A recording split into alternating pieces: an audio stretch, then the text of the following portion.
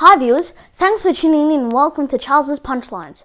I'm Charles and I'll bring you all the important footy news being reported this week 15 of the season. To begin with, and the big news this week is the AFL's announcement that this year's grand final will be held in Brisbane at the Gabba, ending weeks of speculation. The deciding match is to be held on Saturday the 24th of October in either a twilight or night game. And sources have confirmed that Adelaide was the runner-up in the bid to host the game.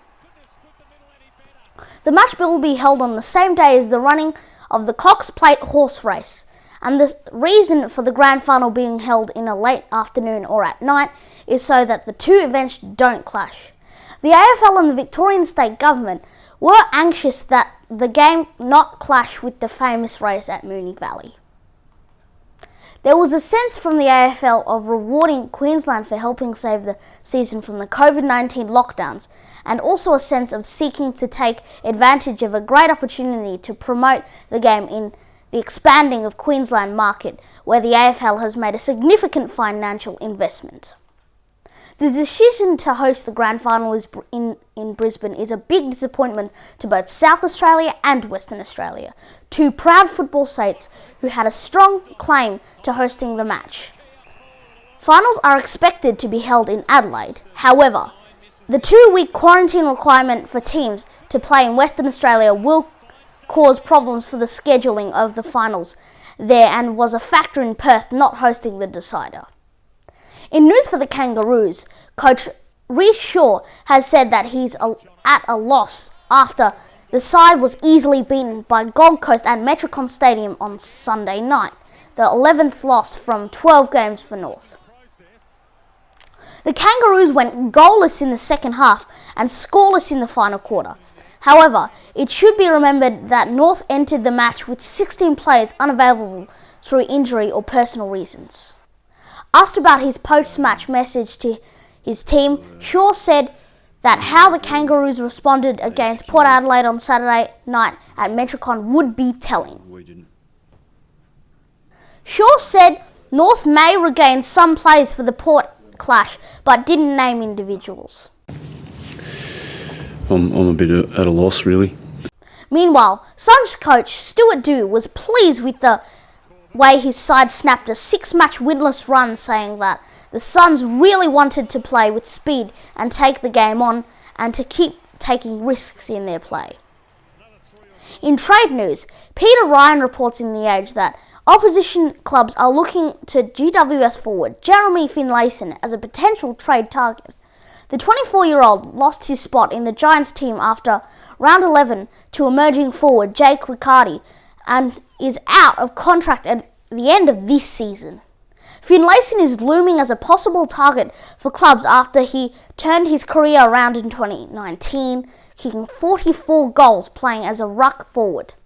However, despite not being selected, the Giants have given no indication that they would be prepared to let him go and have been in talks to retain him beyond 2020. In news for the Pies, it's being reported that the big American forward Mason Cox has earned a contract extension through a clause in his current contract. At the end of the 2017 season, the tall forward signed a 3-year deal with the potential for a 4-year if he played a certain number of games over those 3 years, and he has played enough matches this year to activate the right for another year on his deal.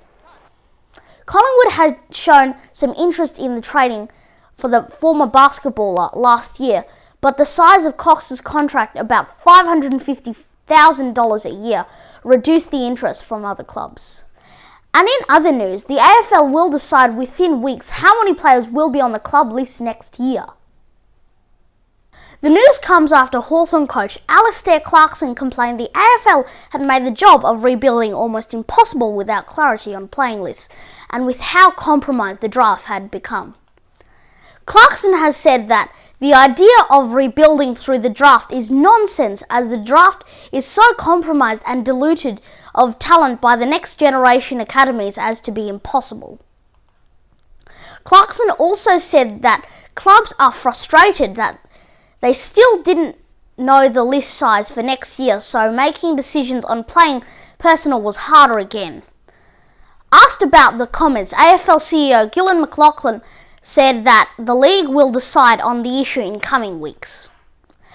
Clarkson's comments echo a common and strong level of frustration among clubs that they still don't know the salary cap for next year, the size of playing lists, whether they will be rookie lists, when the national draft will be held, and what the second tier competition will be. And in more news for the Pies, the club is set to debut young ruckman Max Lynch in Friday night's match against the Brisbane Lions. Lynch, 21, was recruited from the Murray Bushrangers with pick number 51 in the 2016 rookie draft. Lynch played soccer for most of his junior years and was a late convert to footy. The 200cm big man has performed well in his scratch matches in recent weeks, forcing his selection in the Pies' crucial clash with the Lions. Collingwood played three big men last week in their win over Carlton: Brodie Grundy, Darcy Cameron and Mason Cox. Grundy and Cox both performed well, while Cameron has been quiet for a few weeks, without a goal in 3 games. And that's it for me this week. Thanks for tuning in. Tune in again next week for more footy news. Remember what I say, keep punching!